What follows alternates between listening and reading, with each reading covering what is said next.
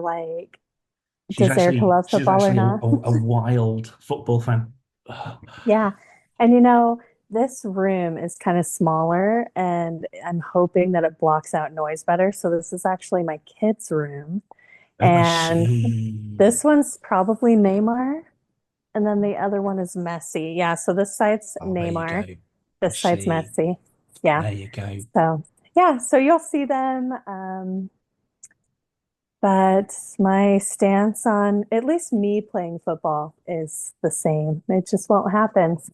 Yeah. But I like watching it. I think it's funny. It's not supposed to be, but the goal, it always cracks me up. I'll just be sitting there laughing. No one else laughs. It's just Well, me. that's the But trouble there. There's people who sort of revolve their whole lives around this game, and then you're sort of sitting there just saying you find it's good comedy value. yes, exactly.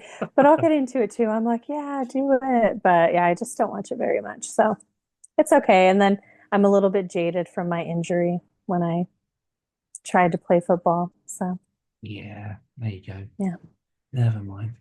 So, that's where it how's goes. how's it been going in the last hour since I spoke to you last, Erica? Anything good I know. happened? Really, nothing good happened. I was able to get some things done, which was nice. But yeah, nothing good. I was actually thinking about a book that I very recently read, and it was written a really long time ago. Yeah, And I was thinking about that, and it made me wonder if you've read it. So it's called The Yellow Wallpaper, but I need to pull up the name of it if you haven't heard, or the writer's name if you haven't heard of it. I have never heard of a yellow wallpaper.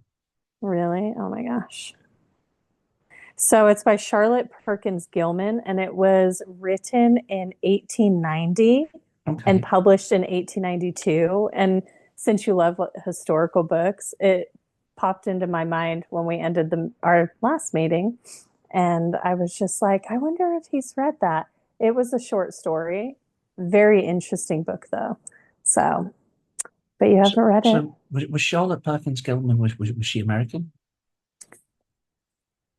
That's a good question. I love when you ask me good Yeah, questions. put you on the Let's spot. I know. I know. And then it makes me, it's, yeah, she actually is American, which could explain, because I don't know if, where you're at, if you typically see books from Britain writers or British writers. Do you know what? I'd say more so, but American writers are still like hugely popular here. So it's kind of it's one of those Let's see. situations where you'd probably more than you'd find in America. You've got British writers, British authors that you see, and probably some British authors that you guys would have never heard of. But I guess it's vice versa. So like the big American authors, they're massive here. So Steinbeck, um, all the major. Stephen King. Yeah. Scott Fitzgerald, he's like, he's one of the greatest writers, exponents of the English language in history. And the fact he's American, that's not, these people are all incredibly well known Yeah. in the UK. But in terms of just like, because Charlotte Perkins Gilman, it's not a name I know of. Now, I'm not saying, because I'm not saying that therefore she's not known in the UK. It might just be I've never heard of her.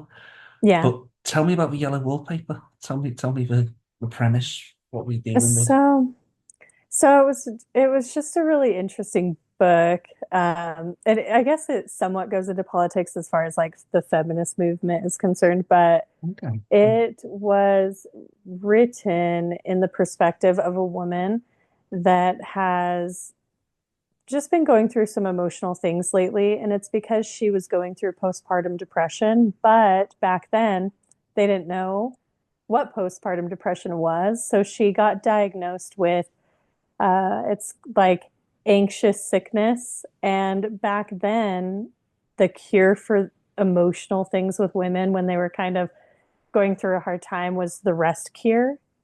All right. And have you Okay. heard of that at all? The rest I cure? think so. I think so. Is this when you go and sort of spend time around some nice water and all this kind of thing, and you go to spa towns or that kind of thing? Is that the? It's It's kind of more, you're supposed to take a break from any sort of stimulation. And so you kind of are almost in confinement because you're not supposed to have deep conversations that are stimulating a lot of thought. You can't read. You can't really do artistic things because, their thought process at the time was, oh, you have so much going on. You just need to kick your feet up and rest and not do much else outside of that. And I didn't know that that was a thing back then, but I I, guess it was. I've got another question to ask out of sheer ignorance. Yeah. What's postpartum depression? So, postpartum depression is something that happens after a woman gives birth to her child. And Right. when all of the hormones are kicking in, it can just really cause a lot of different issues for people. Some women will feel very disconnected from their child and they have a hard time bonding with them.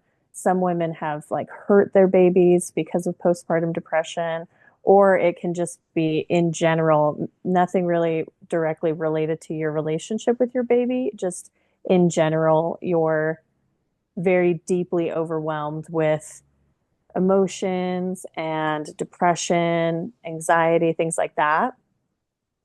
And so, Yeah, so we've got it. I know exactly what it is now, but we call it postnatal depression. oh, you just have a fancier We just got word a for it. different name for it. Exactly. How So it's one of those typically things. British. There's going to be loads of that. There's going to be loads of things that you'll say, or maybe I'll say, and I'm going to have to get a clarification on what it is that we're talking about because maybe Yes. you've got a different term for it. But tell me, so 1890s America, Yeah. and this is when Charlotte Perkins Gilman was writing Yellow Wallpaper. So, what was the sort of circumstance? Like, were women very constrained? I mean, I don't think at that time. What was the sort of situation for women in America at those times, and what's the story? What happens in the story? Well, I know in the book she is talking about how like there's furniture in the room that seems used like it came from a boys' school, and I thought that was interesting. So I'm thinking this is way back when like boy either just boys went to school or boys and girls were separate. I need to look Okay, into that. But yeah. so pretty much what happens is she's married to a doctor and her brother is a doctor as well and Mhm. she enjoys writing. But after she has her baby, she goes through just this really deep amount of depression. She's become very emotional and so her husband decides that she needs the rest cure. So while their home is going through renovations, he leases out a different home for them to stay in for a period of time. And they decide that she's going to stay in a room that was originally designed to be a nursery. Okay. And so in this room, the windows have bars on them and there's this yellow wallpaper that she thinks is ugly and she hyper fixates on the wallpaper a lot. She constantly everything goes back to the wallpaper, how ugly it is. And she starts to really lose her mind because on top of dealing with the hormones and the emotions, now she's essentially in solitary confinement. She can't be around her baby because she is doing the rest cure. And her husband is a doctor, so he'll stay with her in the room at night, but he's gone a lot. Sometimes he doesn't come home at all at night, and she is just supposed to rest. She's not supposed to write, but she has something that she's writing on. You're kind of reading like a continuous diary entry from her, and Right. that's the way it's written. So she's like, my husband doesn't want me writing. I hear him coming up the stairs, gotta go. And then it just continues on with Right. whenever she's able to go again. And so as she's stuck in this room, she really starts to break down more and more Mm. mentally. And she believes that the wallpaper is changing. She thinks that she sees a woman in the wallpaper or multiple women in the wallpaper. And you can really just start to notice when her mental process is just starting to break. So she decides that she's going to rip this yellow wallpaper off of the wall and she's Hmm. not sure if it will free the woman trapped inside of the wallpaper. And so she has a rope that she has with her just in case so that she can trap the woman in the wallpaper. And she rips the wallpaper off the wall. The woman is free from the wallpaper, and her husband gets home and he's trying to get in the room because she locked herself in the room and threw the key outside. And once she tells him where the key is, he gets in the room and he faints, like just passes out because she is just has completely lost it. She's destroyed the room, ripped off all the wallpaper, and she kind of starts creeping around him because now, once the woman was freed from the wallpaper, she becomes the woman that was trapped in the wallpaper. So it was her brain's way of externalizing the entrapment that she felt. Hmm. And so she hallucinated the woman in the wallpaper, but the woman in the wallpaper was a reflection of herself and her own entrapment.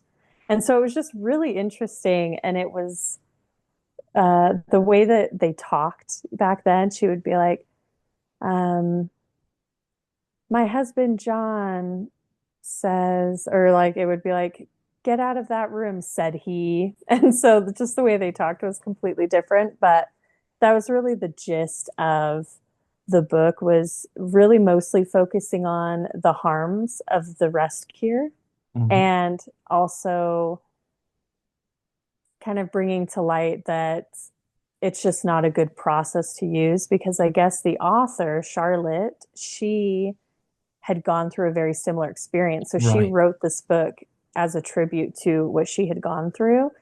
And she is so awesome because after she wrote the book, she sent it to the doctor that gave her the rest cure Okay. as kind of like a see what this did to me, read Yeah. what is happening kind of a thing. So just a really interesting book. And I was like, I wonder if Brian has read this, because the whole reason I read it was a video that I saw on like Instagram, and the guy was talking about how it's the scariest book, the creepiest book he's ever read. And I was just like, yes, please. But it wasn't scary or creepy. It was just like, I was trying to translate the olden day language, and I was like, what is happening?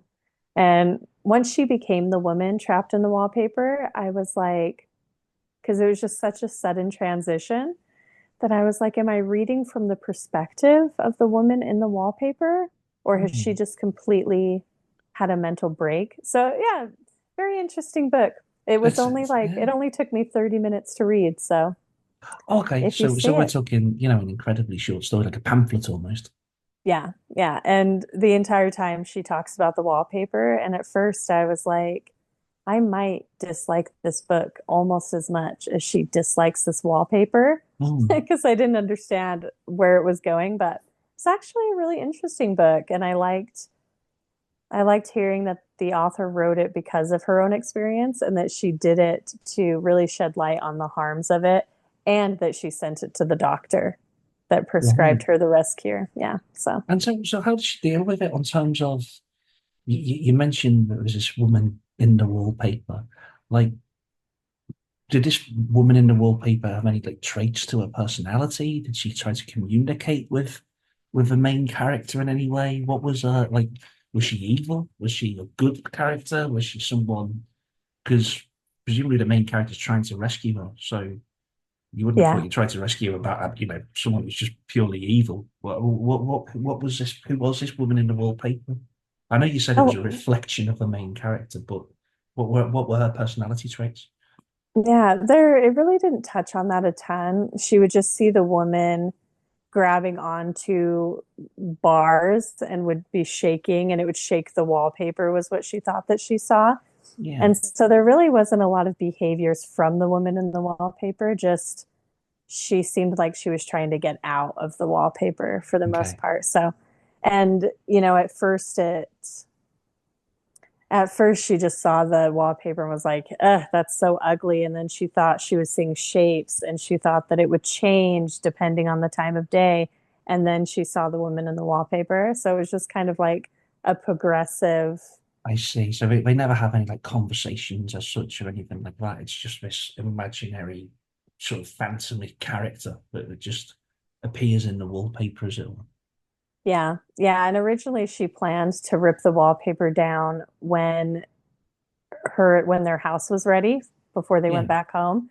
And it was really just because of her deep hatred for the wallpaper. But then it just kind of, she was like, oh, it's the last day here. Time to rip this wallpaper and see what happens if the woman comes out. So, yeah, it was really, really strange. Very, very metaphorical, Yeah, it too. sounds really interesting. It sounds also, I mean, I don't know, but it sounds pretty much ahead of its time as well.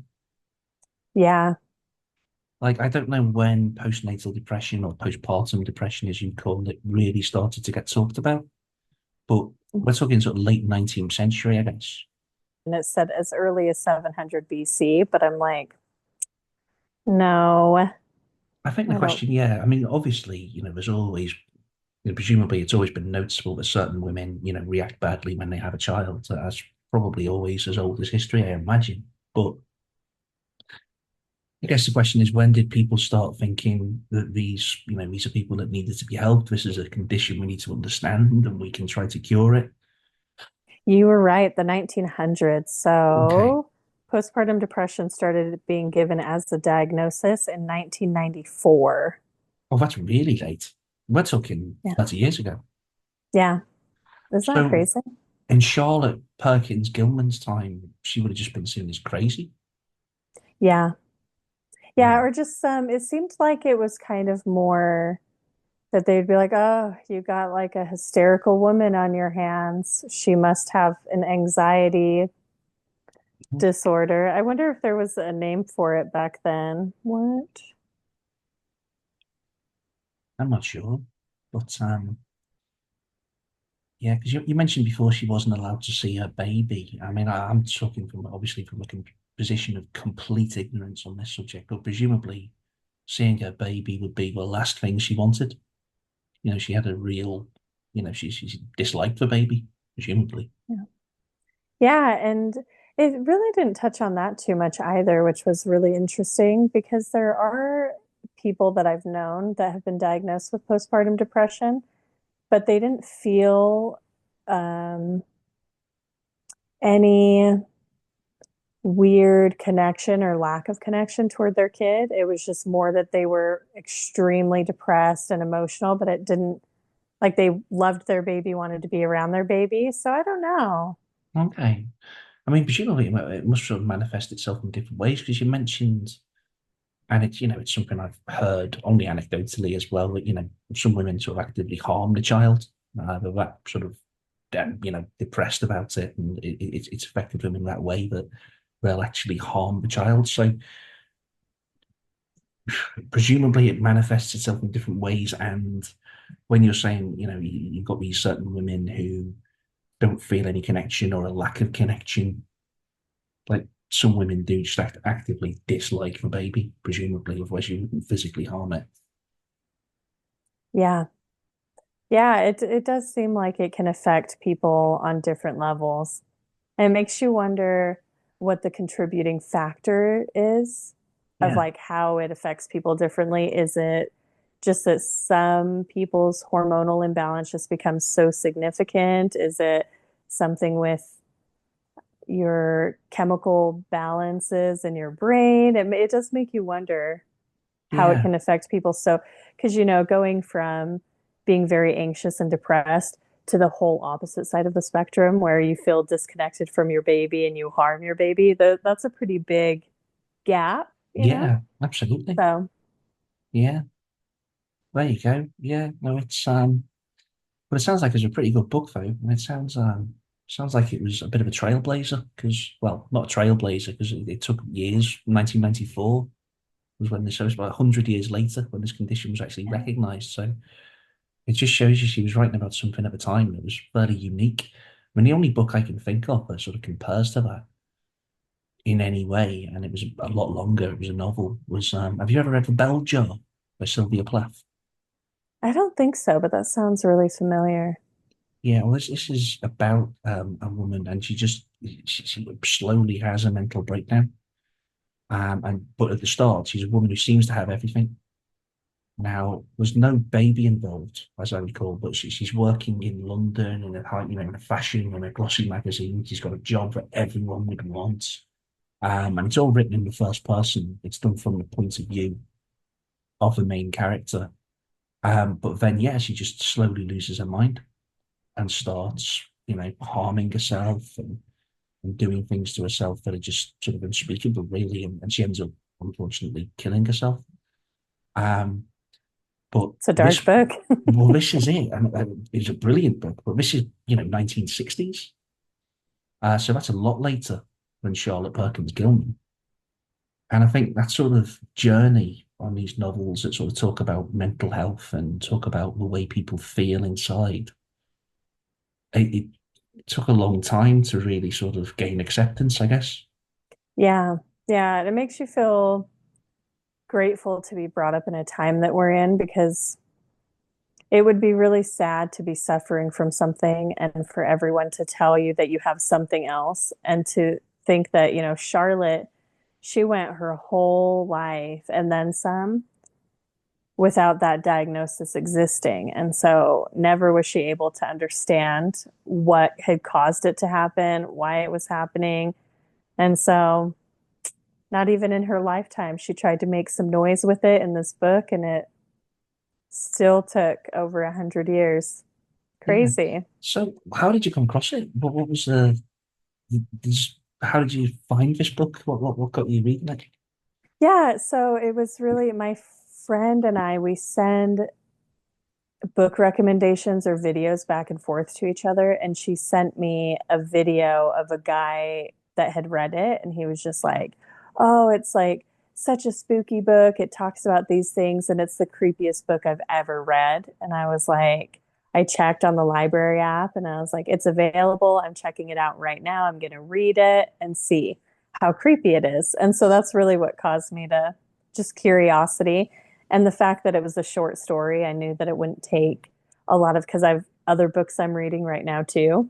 And I knew it wouldn't take too much time away from those other books. So I was like, I'm going to read it now. Yeah. Good stuff. Good stuff. So what else have you got going on then, Erica, in terms of literary books that you're reading? But I joined a book club at work and it's like a women's network book. So the book this month, it's called Eleanor Oliphant. Oli Oliphant is Completely Fine by Gail Honeyman. And Okay. I'm not super far into that one. You can tell that she's a little bit different. She doesn't seem to pick up on cues or socialize with people the way that you would consider normal, I guess. Mm. And Mm. she goes to a show and sees this super cute guy on stage, and she's like, he's the one. And so right now she's trying to give herself a makeover inside and outside. And it's pretty funny. It's pretty funny, some of the things on there. She does like a bikini wax and Okay. she just like just the way she talks is really funny. She went to the doctor and she was like, I have this back pain and I need medication. And he was like, okay, did something happen that caused this back pain? And she was like, I think it's my boobs. I put them on a food scale. I flopped one of them on there and they weigh like 1 stone or something. And so she just like says these things and and he was like, okay, they both weighed that. And she was like, well, I didn't do it that scientifically. I just plopped one on the scale and I assumed that the other one would weigh the same. And so she just does like really funny. And to get her man, she goes and does this bikini wax and they're asking her like, what kind do you want? Do you want the Brazilian, the Hollywood? And they're just giving her these different waxing things that she can do. And she decides Hollywood. She doesn't know what comes with Hollywood. She's just like, Well, I this don't know guy what would comes with like Hollywood. that. What comes with a Hollywood wax? Apparently, they just take off all the hair, but I thought that was a Brazilian wax too. I'm not Yeah, very good in that world, yeah. but I probably won't delve in too deeply to that one, but I just, yeah, yeah. Yeah. One day we'll research it and we'll share it to anyone who wants to know. But it Exactly. Yeah. that was pretty funny. She got it, the wax happened and the woman gave her a mirror so she could look and she's like there's no hair on it. Like this is a normal human man and he's not going to want no hair, he doesn't like a younger audience. He likes grown women. He's normal. So she starts like throwing this fit because she just doesn't understand how things work, because yeah. So it's just funny listening to the things that she does and how she reacts to them. And like the doctor, for example, even if I weighed one of my breasts, I wouldn't tell the doctor how much it weighed. I probably wouldn't tell the doctor about that. I, So just this so is going to sound like interesting. this weird sort of digression to go off into, but how would you accurately do that? I don't know. It is Because really because you think like, you'd lean yeah, forward onto the scale, but surely you could never sort of just because some of it's got to be your body, and then if you lift it, then that you're not actually weighing the boob, are you? yeah, Because yeah. you've lifted. So, I know. It makes you wonder. We'll have to look into the science of it. Is there a way to accurately figure out at home with a food scale yeah. the weight? So yeah, it was just so funny. It just makes you laugh and it's really funny listening to her or listening to reading her thought process and just how she is stumbling through life trying to figure things out. Super funny. And how's it And written? that's Is it. it like first person? Is it from the perspective of Eleanor Elephant, or is it Yeah. okay? Yeah, it's from her perspective and it's really funny. She doesn't know how anything works, even technology. So she tries to talk about how she wants a computer, but she doesn't know what she wants, how to ask for what she wants. So it's really funny. It's a good one. If I recommend it still when I'm done with the book, I will have to tell you to read it. Absolutely. You have to give us an update next time, I think, I on where it will. all goes. Yeah. So Yeah. is it a recent book? Is Gail Honeyman an active author, or is she? I know that this book was fairly recent, so it debuted in 2017. Okay. Yeah. And I'm not really sure. I haven't heard of her a lot, but I am still kind of new to the book scene. So, oh, does she write that one too? No. Okay. Never mind. But yeah, so I'm not sure how big she is or how many books she's written, but hopefully she writes more because this one is pretty good. What about you? Is it just Akatar that you're reading? That, and I'm interested completely. I'm still reading. I don't know if I told you this. I'm currently going through a translation of Josephus, the history of the Jewish war. So we're talking something Mm. from 2,000 years ago. It's like an old Roman document, and it's fascinating now because you're reading it. And it's from the point of view of this historian Josephus, who was but he was a massive traitor.